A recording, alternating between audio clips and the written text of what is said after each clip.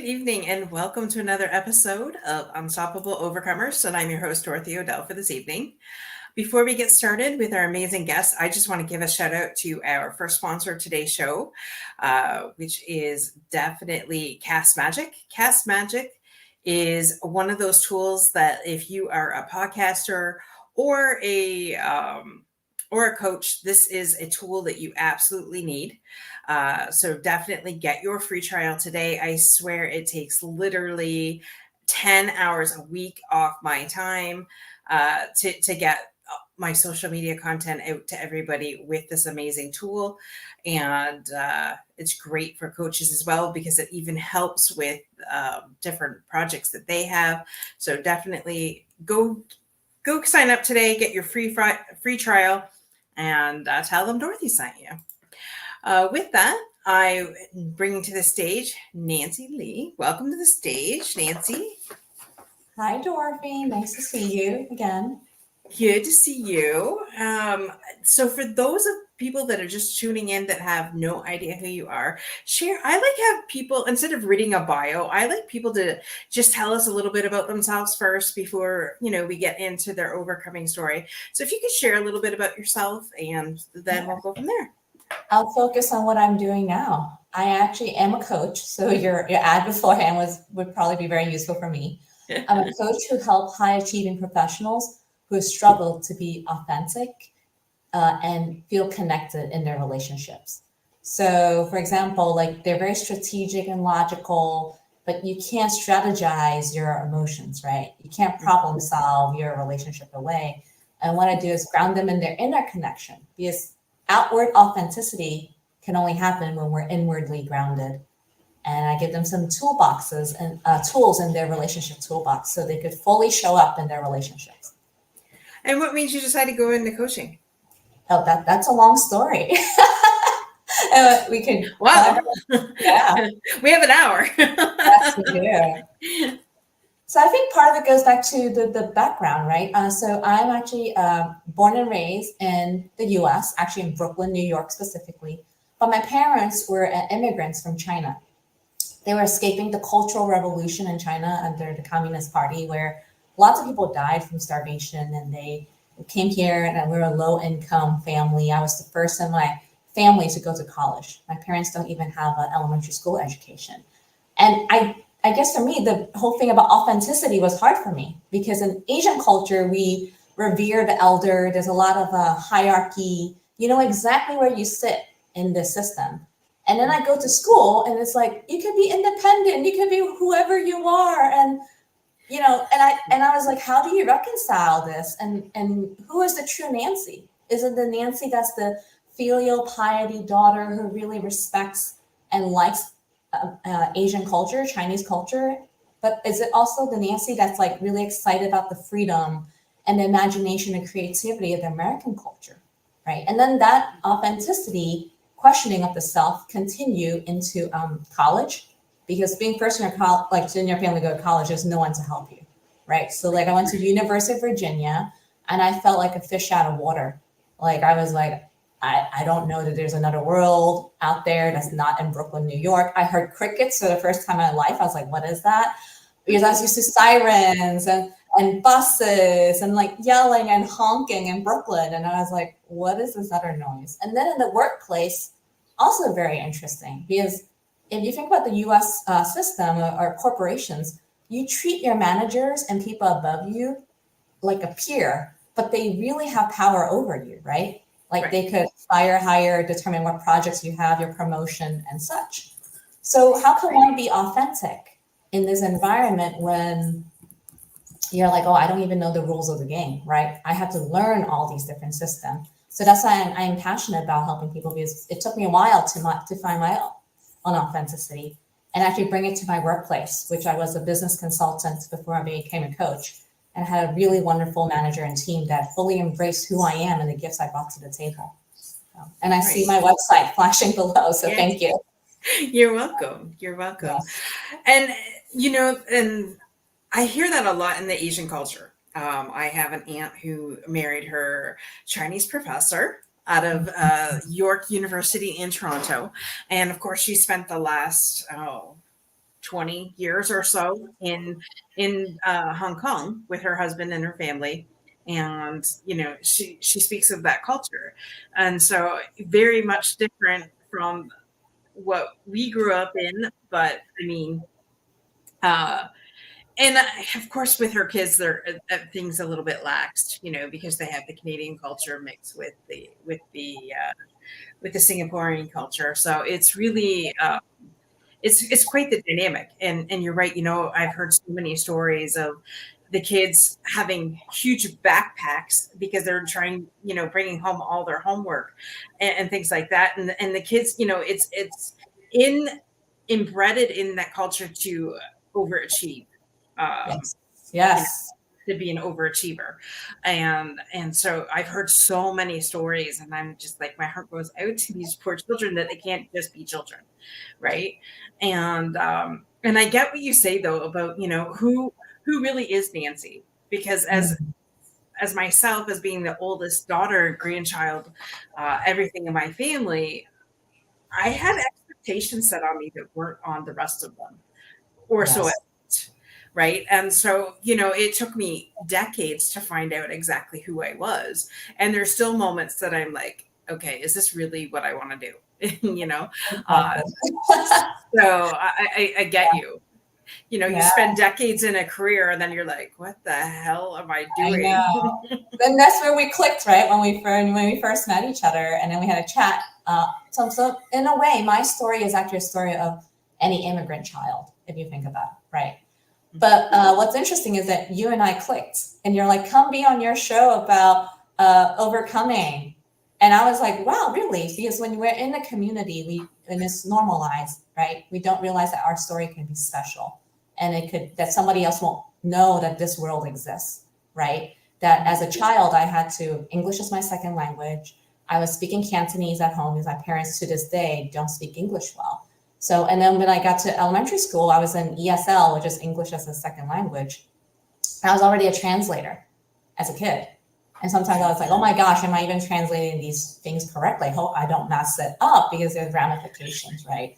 So I think this is a story that yes, it's personal, but I think being an American and how we come from all parts of the world, so many different cultures, it is also a universal story. And for you, you're Canadian. You're like, yeah, it still resonates with you, right?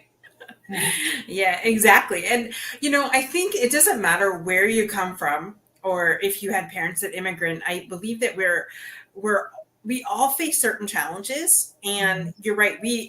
In our homes, it's natural. Like that's how we grew up, right? I grew up with a father that was very much, you do as I say, not as I Yes. do. Mhm. Kids are to be seen and not heard. If I said no the first time, you don't dare ask the second time, Oh yeah. and Those all those, resonate with me. All resonate. right. But yet I have a 12-year-old stepson that, in my opinion, gets away with murder.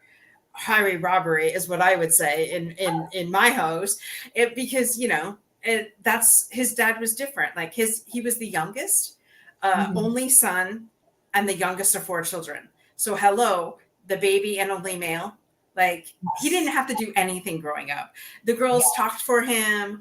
I mean, my my sister-in-law would order the pizza for him and then take his wallet and pay for it with his debit card. That's how my husband grew up. Totally different than I did. And I'm sure from your speaking, Nancy, that it was completely the same way for you. Like there's no way that would. Yes. Yes. And then very much all you said about like, there's a certain hierarchy, there's a certain order, knowing exactly where you fall and how not to be.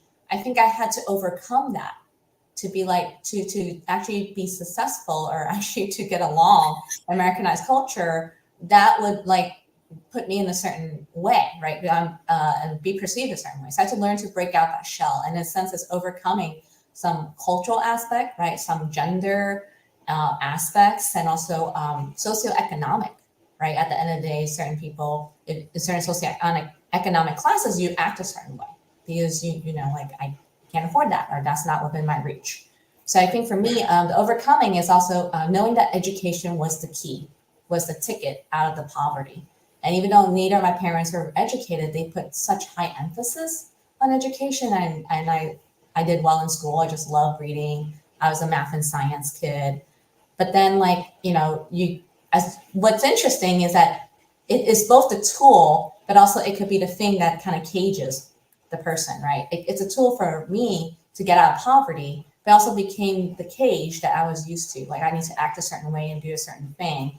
And then learning, and then now being an entrepreneur, right? Being a coach and getting out of the corporate environment, like, that's totally different too. And there's different type of overcoming. So I think what's nice is that life, if I'm lucky enough, I get to keep living and I get to face different things and overcome them in different ways. And also that affects my identity, because of everything I face and I go through, it changes who I am. And I think that's what's important. And I think I want to help that with my clients, right? You're not static. And you might think you belong in this box, right? But sometimes there's maybe other boxes you want to explore, or maybe you say, I'm just done with this box. And that's where authenticity comes in. Because authenticity, I think in some of the cultures, like, there's a monolithic self, right? There's a true self, and this is who I am. I actually don't believe that. I don't think there's a monolithic self. I think there's many different parts of us. And some parts are more encouraged to come forward in certain environments, or even rewarded. And some parts are asked to step back. And for me, authenticity is the ability to show up fully. The parts that we like and the parts that we don't like so much, and embracing them all, because that helps us then embrace other people and whatever we don't like in them. Just not easy, right? So that's another thing to overcome in a way, since we're on that topic and theme. You said so much there, and absolutely right. And that's funny because growing up the way I did, I knew that I had to act a certain way around certain people. And then when I became a Christian, I knew I had to act a different way to my Christian friends than I would my non-Christian friends, right? And to this day, like, I try to be fully who I am. And if you don't like it, well, then that's a you problem, not a me problem. However, there are still certain times that I'm like, okay, and I don't fully express everything that I'm thinking or feeling, because you got to read the room, right? Yes. We have to read the room. We have to there's this thing called respect. And there's this thing called, we all have bad days. Don't get me wrong. Yes. No matter, even if you're doing A Course in Miracles, which, that in itself is heavy.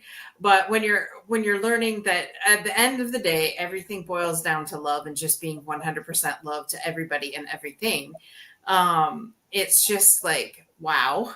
And giving people grace and empathy. Like, I can remember back before I did a whole lot of personal development, I would have such intense rage, especially if I misplaced something, like my wallet went missing or something like that. And my dad was like that. My dad was very much trigger happy, and, well, to a point, and meaning that he would just get so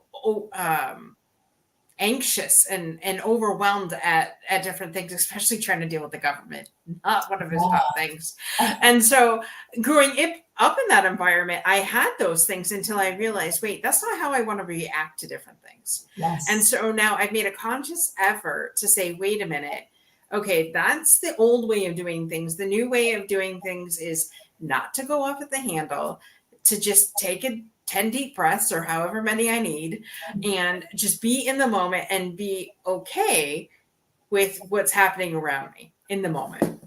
And so it took a lot to get there, like a lot to get there. But there's still times that I would, like, I'm just not have one of those flip out moments. Well, not flip out, but just like state exactly how I'm feeling at that moment, instead of, taking 10 steps back and thinking about it first. You have two really interesting points I will reflect back. One is that there were different times that you were very smart, that, like, your authenticity is not safe to be shown, or it won't be accepted. So I want to first applaud you for that, because while I encourage my clients and myself to be authentic, sometimes it's not safe. And when I say safe, it could be physical safety, emotional safety, mental safety, right? Spiritual safety, if you have that part of you too. So I think you're saying, hey, it's not safe to show my authentic self in this circumstance. It is so smart. And I don't want anyone to feel like they're a coward or they need to beat themselves up for that, right? So I just want to acknowledge that first point. And the second point is, so it's interesting. You're like, oh, in that moment, I would really like to give them peace of mind. So I want to also distinguish between reactivity and authenticity, right? Mm-hmm. So young Pueblo, I don't know, you know this writer, he's actually a meditator. He writes really good books. One is Inward, one is Clarity plus Connection. He says that reaction is the echoes of the past surfacing up again. So when we're reactive, we're actually not authentic because we're actually not present. We're actually living a story in the past. And for me, like when I notice something gets like triggered, is like, is it your authenticity? Because there's a lot of social media is like, this is who I am, take it or leave it. Great, but is that your authenticity or is it your reactivity? Because I think the reactivity usually comes from pain and hurt and anger. I would like to think our authentic selves are kind, like you say, are loving, right? And maybe sometimes we need to mourn because something terrible happened or celebrate that great things happen. So I just think those two things you brought up is like, yeah, is it authenticity or is it reactivity? And we have to do some soul searching to be like, oh, what is it? I don't know. And it also could be years of conditioning because sometimes we get rewarded for our reactivity, right? People might think, like, wow, that person like is so brave, or even like that person gets the promotion because they're reactive, right? And it'd be like, hey, that was not what I thought it would be, right? Yeah. Yeah. Well, and it's funny that you said that. So, for instance, I always share my good with my bad. I always do that. So this week I had a reactive moment. I had gotten an email as soon as I walked into work. I forget what day it was. I think it was Tuesday. We'll say it was Tuesday for sake of argument. And one of the gentlemen that I had been working with for the last 7 years retired. Wow. There was nothing until after he left that he had retired.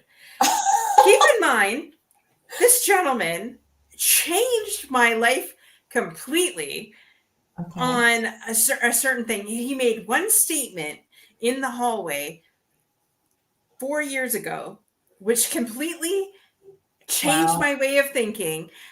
I wrote a book about it, and I told him about it, and he's just like, oh, no way.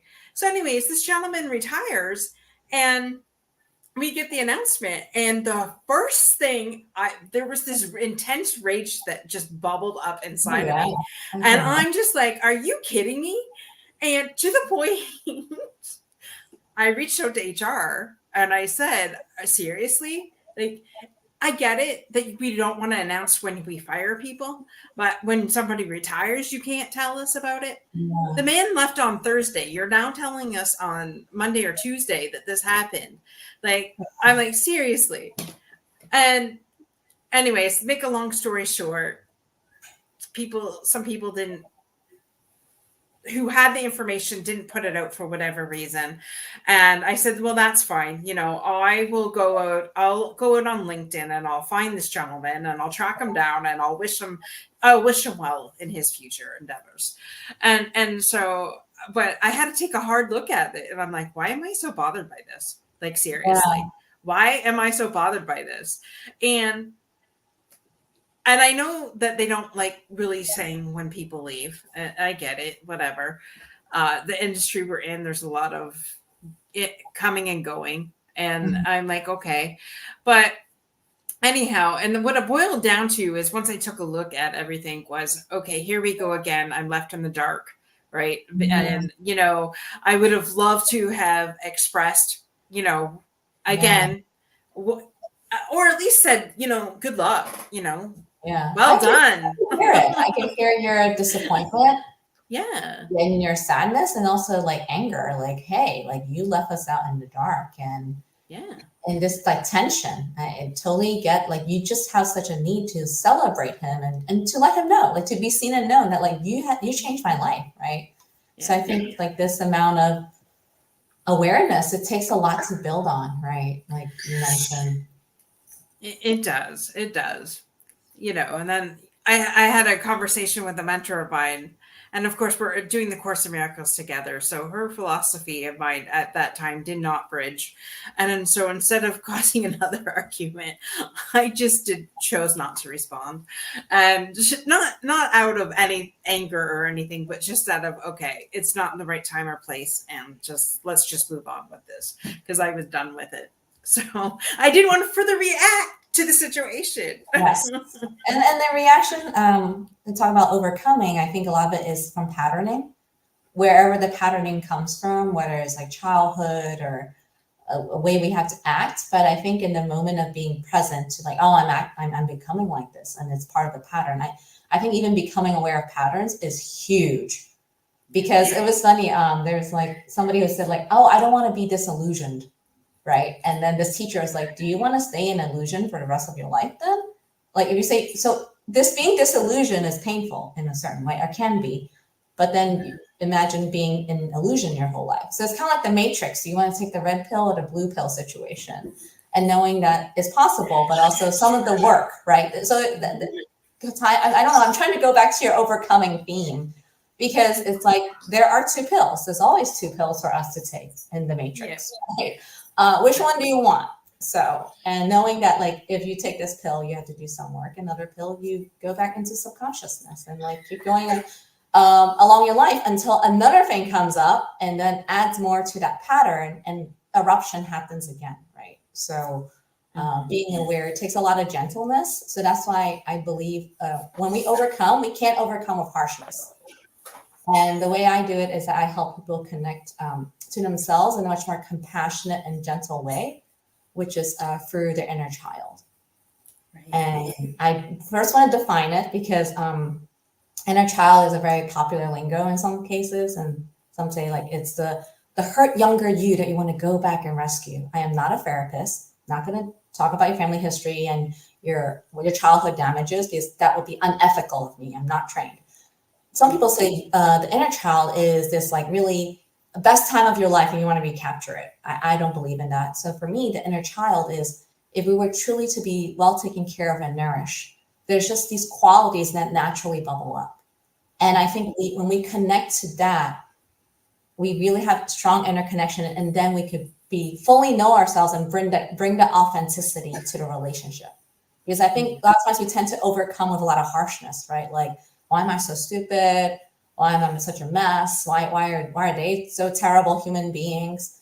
But that just escalates it, right? And then This is a way to bring gentleness, because most people tend not to want to scream at a child, right? I know parenting is super hard. So if that happens, I understand. And probably most of us don't want to scream at a younger version of ourselves, if we were true. Like, yeah, I'm not how that lands, about overcoming with gentleness instead of overcoming with force. Right. Yes. Well, that is funny. I've never. Okay, so I'm hearing different things newly this week. Like, it's like weird how this is how all week. This is what's been coming up in everything that I've been reading, learning, and everything. So this is the first time I've heard about going back to your inner child. I've done all that, but this is the first time I've heard it where you said, you wouldn't want to scream at a child. So why would you want to scream at like your inner child, right? That's the first time I've heard it that way. And that, if you think of it that way, just like if people say that they're like a child of God, that there's no way that God would put you down, and some of the things that we tell ourselves about ourselves, there's no way God would even talk about you like that. So, and it's the same sense of, you wouldn't scream at a child, so why would you scream at yourself? Exactly. That is deep. Holy cow. I mean, I'm happy to even do an exercise with you if you think it'll be helpful for you or your listeners to get in touch with that part. Sure. Why not? Let's do it. Like 5 or 10 minutes at most. And we have like half an hour if we want to go a whole hour. So totally up for grabs. I think this is important. I truly believe in this, and I practice it myself. Yeah. So you want to get comfortable. Okay. Position. You want to close your eyes. Just notice where your body is. Maybe you can notice your breath. Maybe you notice there's some tingling or pain, lightness, warmth or coolness.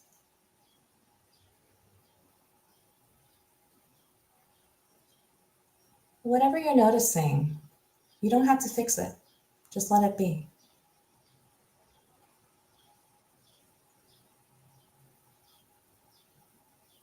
Now notice the thoughts playing on the movie screen of your mind. Maybe the thoughts are jumpy. Maybe they're sluggish. Maybe they're really repetitive. Maybe they're really energetic.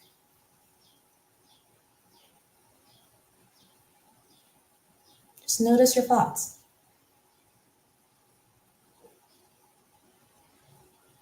You don't need to fix anything. Just let it be.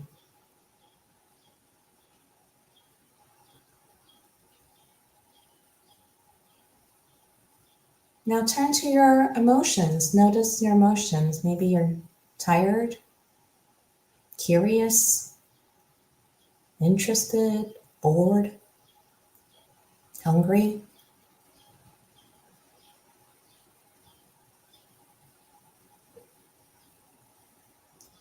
Whatever your emotions are, you don't need to fix anything. Let it be.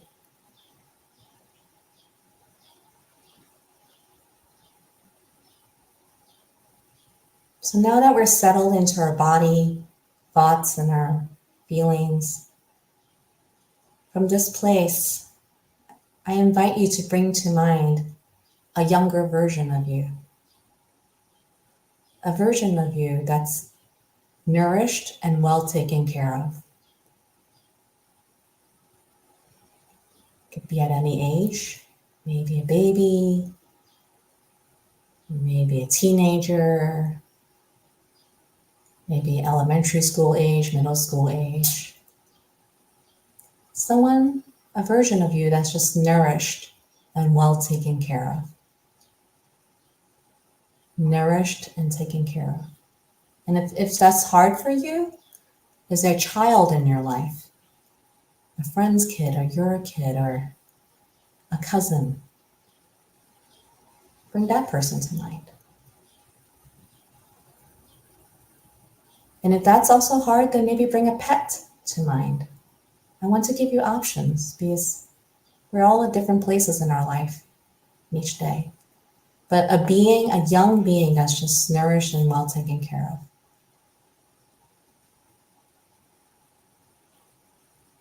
Now that you have this being in your mind, what age are they? I want to say 5. Yeah. What is she wearing? Little red dress, sunglasses, and my hair in a pigtails. I was going to ask about your hair. So your hair is in pigtails. How about shoes? Is she wearing any shoes, actually? I think I have the black leather shoes on. Nice. That's a smart outfit. And how about her hands? Are there any toys or tools? Is it dirty or just cleaning around? Clean. Yeah.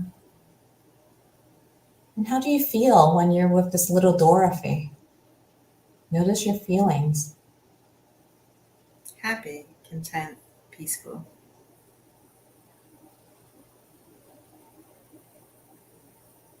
And notice Not her. a care in the world. And notice how she feels when she's with you.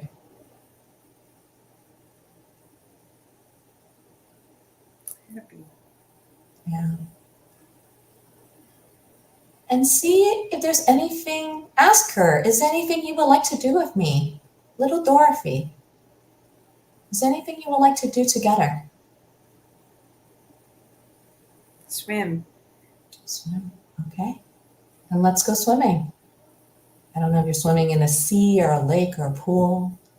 Put on your bathing suits, swim gear, and let's go swimming for a while. I'll leave you two to swim for a bit together.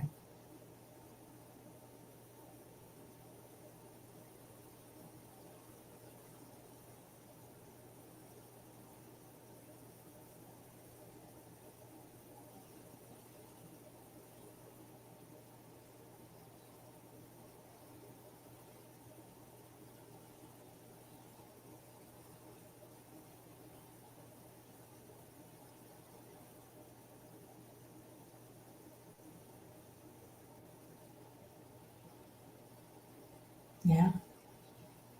And I'm going to just start wrapping up because this is a taste of just your time with little Dorothy. But know that you can always come back to her.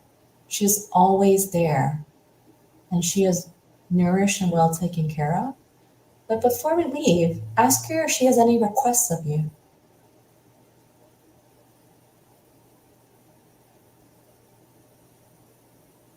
She said, come back. Yes. Yeah. And you can say your goodbyes for now. And when you're ready, open your eyes and join our share space.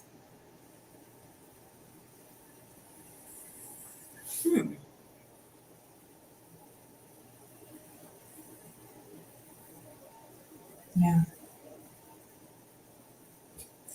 Interesting. Yeah.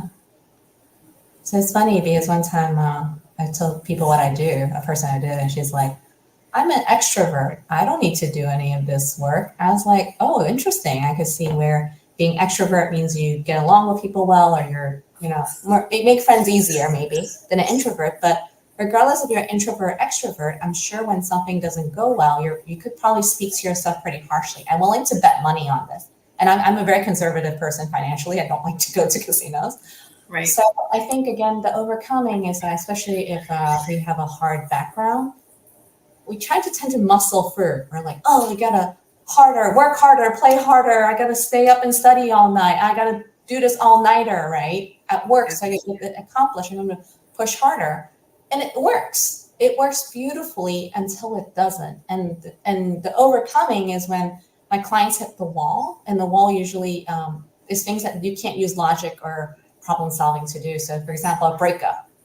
Mm-hmm.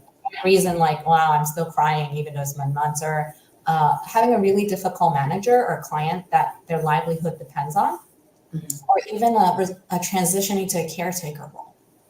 So there's a lot of overcoming, and people try to muscle through, be like, I just need to work harder, right? I just need to go to the bar, or I just need to suck it up and take care of my parents, even though they're driving me nuts right now.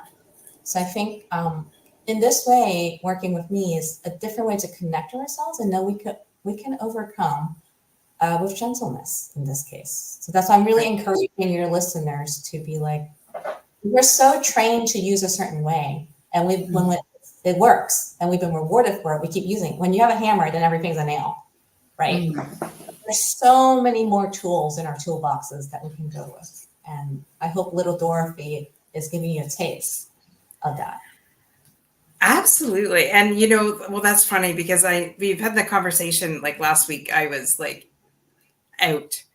It was the first time that, and I had been getting promptings you better take it easy. It's time to not, and I just ignored it. And I had no idea that I ended up with an eye infection and then other infections. And I was just like, okay. So I looked it up. What would it mean spiritually for the left eye to be infected? And it was overwhelm. Oh. And I was just like, I don't remember a time in my life where there hasn't been overwhelm. Oh, wow. And so my body was just like, okay, it was shut it down. It was just like, you're done. Yes. And literally, I actually went to an MD, which is absolutely, for me to go to an actual MD, that's taken something. The last time I went to an MD, I had gotten a severe allergic reaction to mosquitoes, which was last September. And I broke out, and it was horrific. And so I went, and I ended up having, I couldn't just go with my holistic stuff. I had to actually get some antibiotics. And I was just like, wow. And for a day and a half, I did nothing. I was just like, I laid on the couch. My husband said, yeah, you're not going to work. I'm like, seriously? And he didn't want me to go Wednesday either. And I'm like, well, no one does my job. People need to get paid. So, I got to do it. And I went, I worked, put 6 hours. I actually told my boss, I said, listen, I've been here for 6 hours. I can't do it anymore. I'm done. I can't function anymore. And he goes, okay, go. I said, I'll try back again tomorrow. And I worked all day the Thursday, and so improving more and more each day. But I was just like, for me to do that, it had to take something to wipe me out to do that. And I'm like, okay, there's not going to be like, I get that I have goals and aspirations, but life is a journey. And if I don't start, doing things that I enjoy, which swimming's one of them. And since I met my husband 7 years ago, I haven't done it. No wonder swimming came up for you. Yeah. She was like, little Dorothy is like, let's go swimming. It's my happy place. Swimming. Yeah. Yeah, exactly. So it's ironic that everything, and of course then we go into Easter weekend and Resurrection Sunday, and then this whole week has just been like confirmation of what I've been being told and been ignoring. So that's awesome. I'm loving how I'm getting to contribute to this week of yours. So in the way that you're getting multiple messages of maybe a different way of being, you can still be effective. So one thing I think high achievers are worried about is that if I soften, if I like slow down, then I'm just not going to be as effective. I'm not going to be the high achiever anymore. And the ironic thing is that you could actually, so the analogy is this, I like to use this analogy. You're driving down the highway and your windshield is just full of mosquitoes. They have splat. I don't know. You're probably driving in the woods somewhere. And you're like, no, I have to get to that place. I have to get to that place, like as soon as possible. Like I can't stop because I don't have time, right? So you're pedal to the metal driving, but the more you drive, the more mosquitoes get splattered. And pretty soon you're like barely seeing anything. So yes, it's going to take time to stop the car, get out, clean off the windshield. But if you do that, you'll get to your place probably clearer, definitely safer, right? And maybe even quicker than you have a whole big mess, right? And I think that's the analogy that I like to bring is because we're so used to like pedal to the metal and afraid that like, well, if I don't do this all today, then that means tomorrow I can't do the X, Y, Z, right? Versus like when we actually slow down, the funny thing is that things could actually speed up in different ways that we can't imagine. So I think maybe that is another thing about high achievers. Like they want to keep going because they feel like they have to, right? Mm-hmm. Well, and that's the thing. And it's funny, like going back to my childhood, my dad was like, you never took time off school. And if you did, you never did it on a Friday. Because if you did, then your butt was in bed all weekend because you were sick. Like you could never fake it. You could never fake it, right? Because you would get caught. You'd be in bed all weekend anyway. So what was the point?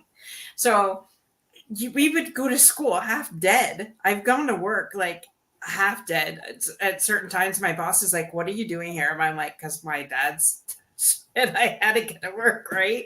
And so they're like, no, go. Seriously, you could take care of yourself. And so having that mentality all these years, like it took something for me to say, no, wait a minute, I'm sick. I'm going to take care of myself. Yes. And it's okay to do that. Yes. And to add to that, taking care of ourselves, I want to add to that is also our ability to ask for help.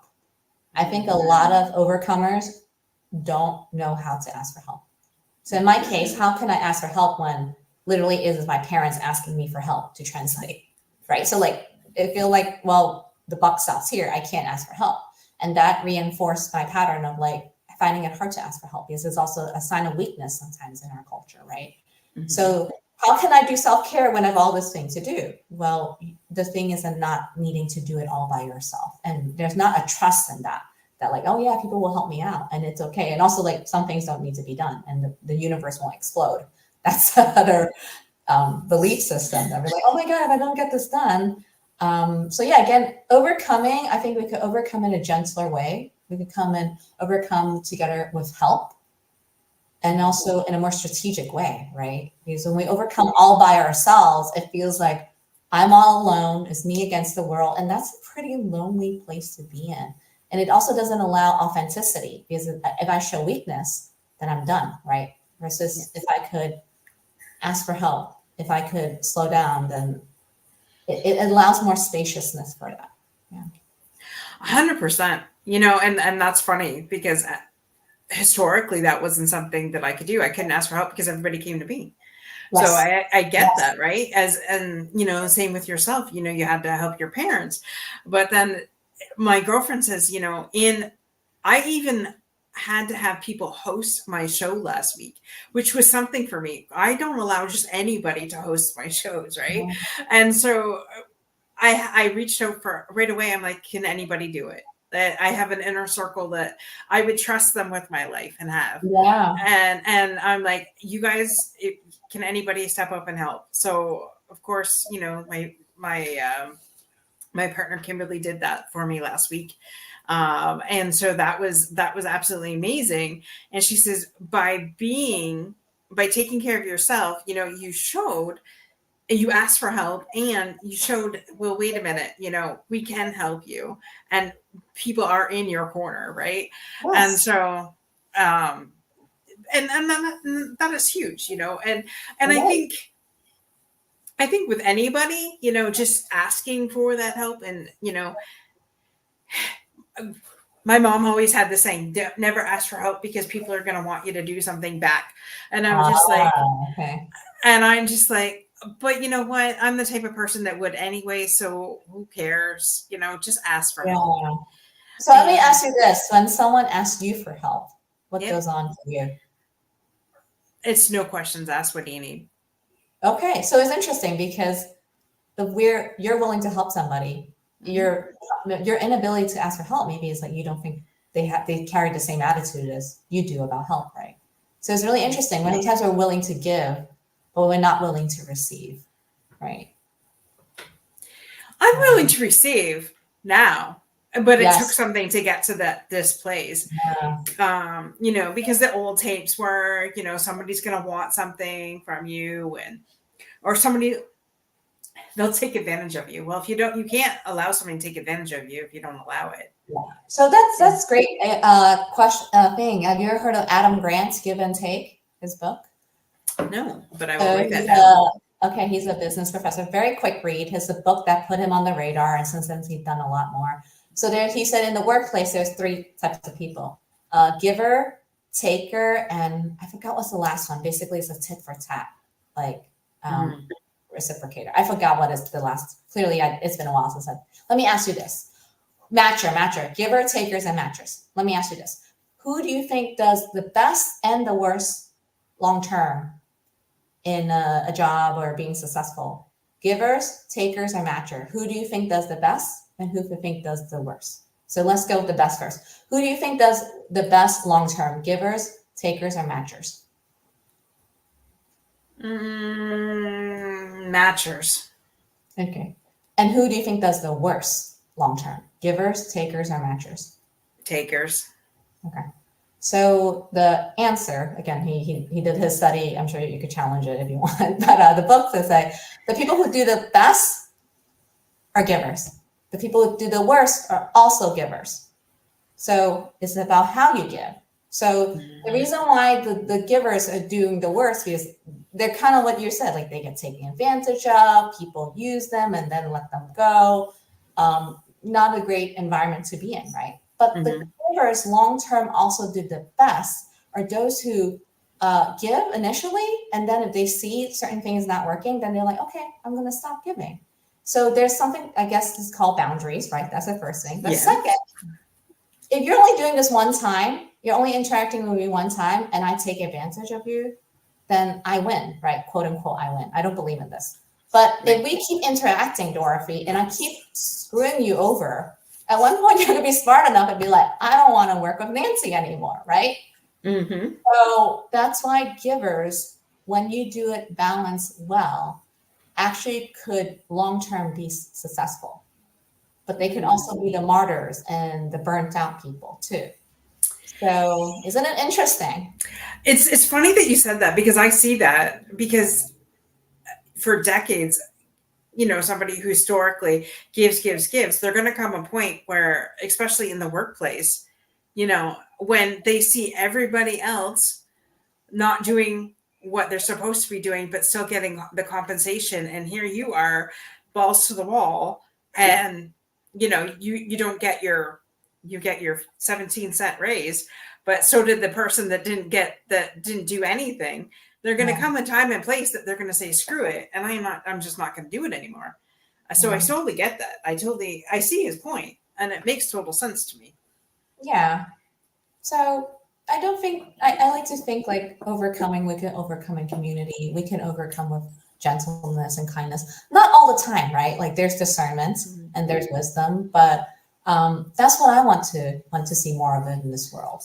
That's why I believe helping my clients do that, because I think when you're a high achiever, there's a lot that could feel at stake. So you might not want to show up authentically because there might be a cost associated. But at some point when things break down, you're like, wow, I can't do this anymore. I really create that gentle container and a space. So I'm really into structure. That's one of my strengths. When I was in corporate, I was like making agendas, I was running meetings, and I would actually like keep people really on track. So I'm good at creating structure, and I'm creating focus while getting to purpose.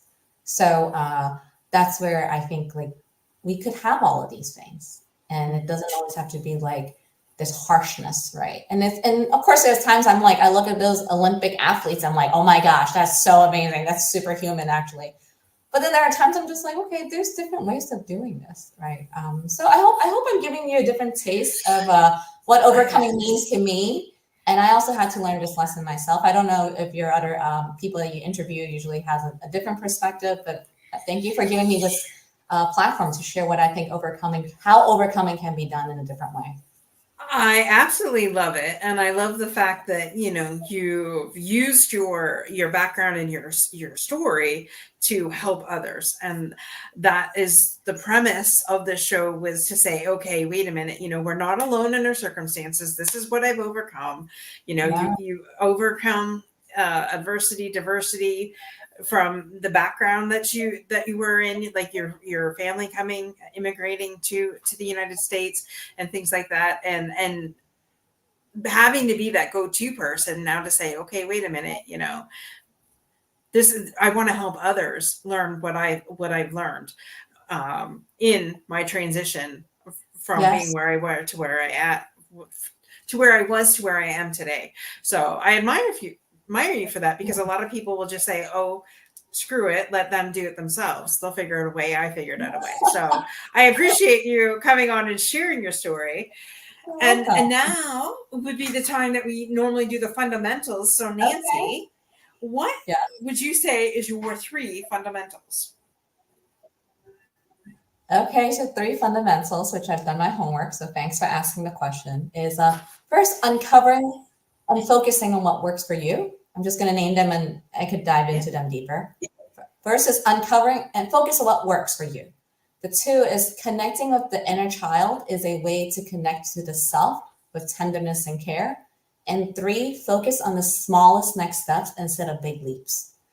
So the first one is uncover and focus on what works for you, is because oftentimes when we're in a lurch or difficult situation, our mind naturally gravitates to like, oh my gosh, this isn't working, or this is a problem, or this is an issue, right? It's the same mind loop of like, it's not working, it's not working, it's not working. And so everything's a problem, right? But let me ask you this. If you think everything is a problem, then is that how you see the world, right?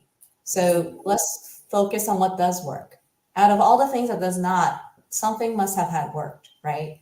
Mm-hmm. I guess for me, for example, even like connecting with inner child, some people say that I had a really tough childhood. I don't think there's a way I could connect with a part of me that's well-nourished and taken care of. And I say, yes, I acknowledge some upbringings are so harsh and heart-rending that it is incomprehensible, right? Like there's rape, there's violence, physical violence, mental violence, like, genocides and such. But the fact that you're still alive, you must have been taken care of in some way or nourished in some way for you to be alive right now, right? And I don't want people to feel like I have to force myself to feel that, but that's just an example. So focus on what works. The second is connecting with inner child, like I said, is just to connect yourself with tenderness and care. Oftentimes we are our own harshest critics. When things blow up, we get mad at ourselves first. Sometimes before we even get mad at somebody else. And then when we finish getting mad at ourselves, we get mad at somebody else. And then we waffling in that. So how do we bring more tenderness and care? Because the analogy is this: you have 2 feet, right? Dorothy, you have a left foot and a right foot. Your left foot is totally fine. Your right foot has a boo-boo on it. I, Nancy, step on your left foot accidentally. And I'm like, oh my God, Dorothy, I'm so sorry. I step on your left foot, which is totally fine. What would you tell me, Dorothy? That's okay. Yeah, okay. But your right foot really hurts. And same Nancy, same weight, same pressure. I stepped on your right foot. What would you think or say to me? I would say ow and then move back, and I would make a big deal of it, but that's just me. You're very nice. Other people might be like, I can't believe it. Are you blind? Like, my foot is right there. Like, what do? You weigh a ton, right? Right. And the thing is that I use the same pressure. It's the same Nancy, same pressure, same shoes. But the thing is that there's a wound that needs tenderness and care. So let's take care of that right foot.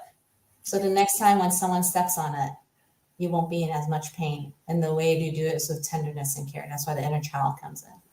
And then the third is like the focusing on the smallest next step, is because a lot of times where we want to be or who we want to be is like pretty big, right? We're told to dream big, to idealize ourselves, like the best selves. And sometimes I love imagination, and I'm all like about like dreaming big, but sometimes the gap is so huge. Like my example is that, like, if I want to like be able to run a marathon, but I don't walk a block a day, then it's too much to make that jump from not running to running a marathon. So taking the smallest next step. Okay, what can I do next week to explore this? And let me add a small next step and see if I even like it. If I don't like it, find another small next step. But sometimes we're like, we're going to go to the gym every day in the new year. Too big. You're not even going to the gym at all. How can you go 5 times a day or every day? I mean, 5 times a week or every day, right? So those are my 3 fundamentals. Thank you. I absolutely love them, and I see your structure and your point on all of them, and I love every single one of them. And you're right. You know, a lot of people would have different reactions, and again, it all boils down to the individual person. But again, these were yours, and I absolutely love them. Thank you for sharing.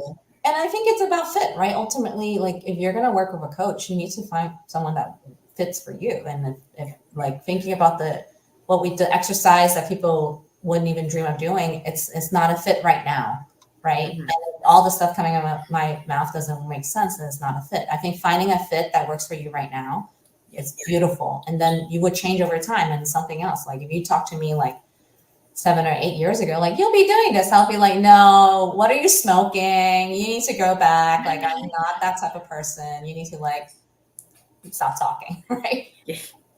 I hear you. Well, it's funny that you said that, because there was no way that I would think that this is what I would be doing when I, like, years ago. There was no way, absolutely not. But yeah, it's amazing what somebody who's healed will actually step into. And so I love that. And I see in my clients, my clients have different relationships actually with romantic partners. One was engaged and then became not engaged. And then when he connected with himself and his ex-partner reached out to reconcile, the way he showed up was like really different, just like much more open and vulnerable, what he needed, right? Another person is able to connect with their creative parts and able to do much more creative work and have more discipline about just the work is, so another person was able to see their past self instead of as a victim, as a hero. So when I see my clients like go for these changes, I'm so touched that they're willing to take a chance with me and on me, to say, like, I don't even know her that well, and I'm willing to work with her and do these different types of exercises and have these open conversation and try this next step and find what qualities really matter to them, right? And when I see that, I'm like, oh, that's amazing. And I think everyone could do that. I do see that, the potential in everyone, but it has to resonate, of course, or else you'd be like, what are you smoking? Like, go away. Nancy, where's the best place for people to reach you if they want to get a hold of you? So you have my website scrolling, which I appreciate, but the ones I guess on Spotify wouldn't see my website, but It's all in the show notes in the as show well. notes. It's in the show So notes. I publish weekly articles on LinkedIn, Okay. which I then convert into YouTube videos.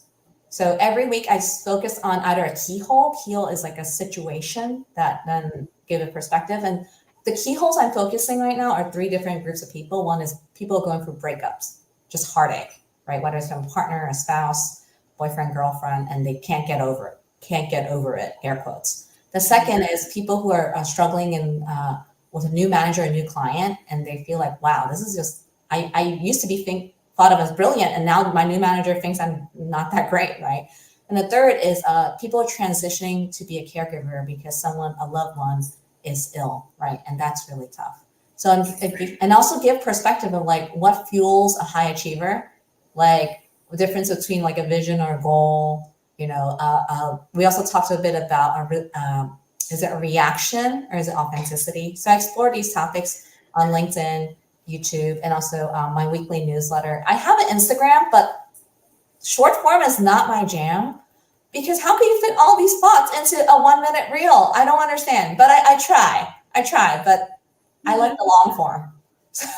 Right. No, I hear you. You're a fan of long form too because you have an hour. Yeah, exactly. And Instagram's not my thing. So, I mean, there's stuff on there, but it's usually because it connects with Facebook and puts it on for me. Yeah.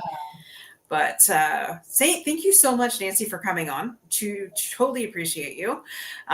Go check out Nancy's website. Go check out her newsletter on LinkedIn. Definitely get in contact with Nancy and get in touch. More important, get in contact with your inner child for sure. Thank you so much for joining us today. And I just want to give a shout out to the last sponsor of today's show, the Kimbra. For those of you that are looking for a community of people to get more time, money, or resources, go check out the Kimbra. Tell them Dorothy sent you. And there is an amazing event that happens. 3 times a week is their rituals that they have, but there's also an amazing event called the 411, which they have the first Tuesday of each month, which is totally free to non-members. And definitely, if you want to get your goals on track, go check it out for sure. With that, guys, be unstoppable in all that you do, and see you same time, same channel next week. Bye for now.